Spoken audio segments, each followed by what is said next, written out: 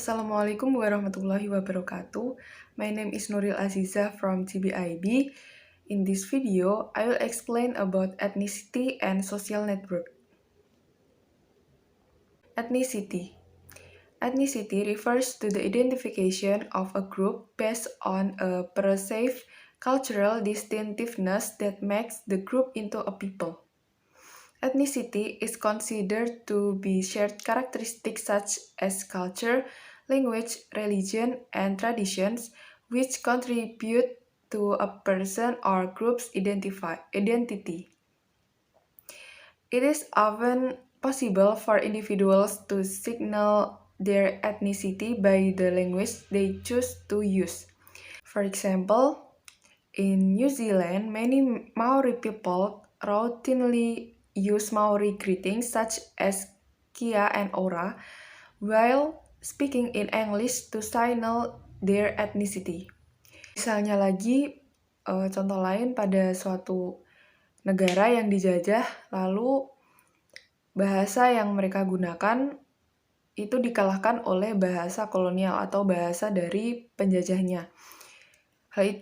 Namun hal itu tidak berarti bahwa masyarakat yang memiliki bahasa pribumi itu tidak mempunyai kesempatan atau tidak dapat menunjukkan identitas mereka. Karena terdapat begitu banyak cara yang bisa digunakan untuk menunjukkan identitas mereka. Next is African American Vernacular English atau AAVE. This dialect has a number of features which do not occur in standard mainstream US English, and others which occur very much less frequently in the standard variety. Jadi dialek ini memiliki sejumlah fitur yang tidak muncul dalam bahasa Inggris Amerika Serikat standar atau lainnya yang sangat jarang muncul dalam variasi standar. AAVE ini berbeda dari bahasa Inggris orang kulit putih Amerika dalam beberapa hal. Terdapat ciri-ciri yang membedakan dengan jelas kedua dialek tersebut, seperti multiple negation dan consonant cluster simplification, di mana AAVE menggunakan frekuensi yang lebih tinggi daripada yang ditemukan dalam bahasa Inggris kebanyakan dari orang kulit putih Amerika. And next, British Black English. In Britain, the way different ethnic minorities speak English is often equally distinctive. The English of those who speak minority languages such as Gujarati, Punjabi, and Turkish generally signals their ethnic background. Jadi di Inggris, cara etnis minoritas yang berbeda berbicara bahasa Inggris seringkali kekhasannya sama. Bahasa Inggris dari mereka yang berbicara bahasa minoritas seperti Gujarat, Punjabi, dan Turki umumnya menandakan latar belakang etnis mereka. Ada sejumlah varieties regional British Black English seperti varietas Polish Midlands dan varietas London, serta varieties regional Patois, meskipun banyak di antaranya belum dideskripsikan. Fungsi varietas ini sebagai simbol etnis di antara orang-orang Inggris kulit hitam cukup jelas. Jadi mereka bahkan dapat dianggap sebagai contoh anti bahasa. Sebuah istilah yang digunakan untuk menandakan fungsi mereka dalam mengekspresikan penentangan terhadap nilai-nilai mainstream masyarakat Inggris kulit putih yang mengecualikan orang kulit hitam dan budayanya. And the next is Maori English. In New Zealand, there has been considerable discussion about whether a Maori dialect of English exists.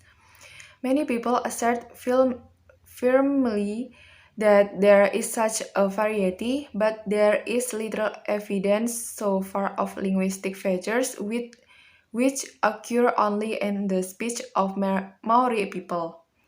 In general, Maori people use Maori words more frequently in their speech than Pakeha people do.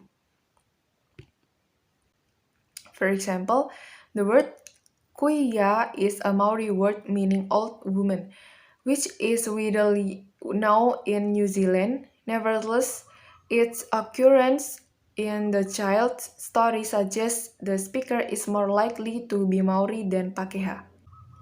Misalnya, kata kuya itu dalam bahasa Maori, ya itu berarti wanita tua yang dikenal luas di Selandia Baru. Namun demikian, kemunculannya dalam cerita anak menunjukkan bahwa penuturnya lebih mungkin orang Maori daripada Pakeha. And the next is New Anglicism. The term New Anglicism is most often used to describe varieties which have developed in post-colonial societies where the colonial powers have been displaced, but the legacy of English remains. Jadi istilah New Anglicism atau bahasa Inggris baru itu paling sering digunakan untuk menggambarkan variety yang telah berkembang dalam masyarakat pasca kolonial, di mana kekuatan kolonial atau penjajah telah dipindahkan, tetapi warisan bahasa Inggris tetap ada.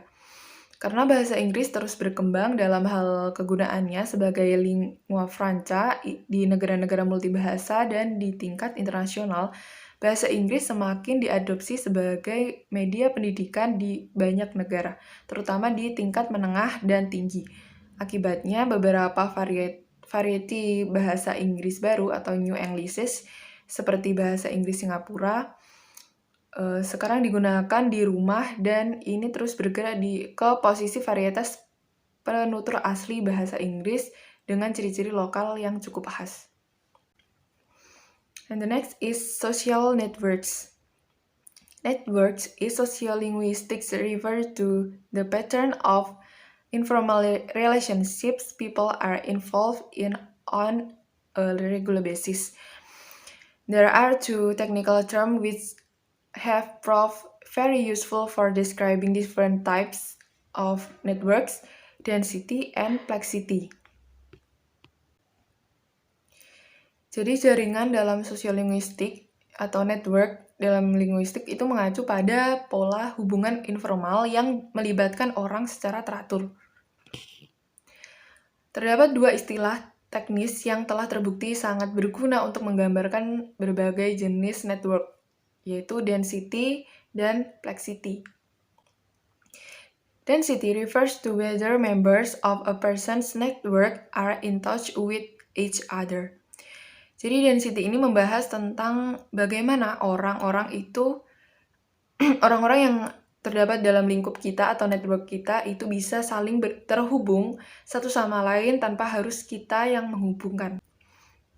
Social networks are said to be solid if our friends interact with each other without going through us. Jadi social network bisa dikatakan padat apabila teman-teman kita bisa saling berinteraksi satu sama lain tanpa melalui kita. Social networks is said to be not solid when each of our friends do not interact with each other. Social network itu dikatakan tidak padat itu ketika masing-masing dari teman kita tidak saling berinteraksi satu sama lain.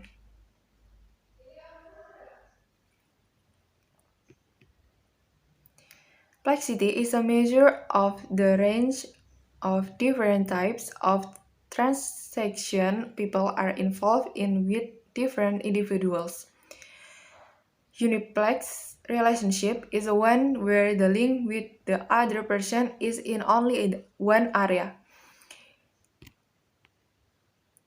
Contohnya untuk uniplex itu misalnya kita memiliki teman yang hanya kita temui di tempat les atau di kelas gitu. Dan di luar tempat les kita tidak pernah bertemu atau berinteraksi dengan dia lagi. Next is multiplex relationship. By contrast, involve interactions with others along several dimensions.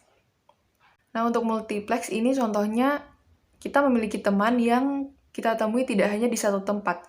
Jadi kita sering bertemu tidak hanya di tempat les saja contohnya, tapi juga di sekolah, di lapangan, di tempat makan, di masjid dan lain sebagainya. Di tempat-tempat lain, jadi kita tetap berinteraksi dengan dia, seperti itu. Okay, that's all from our explanation.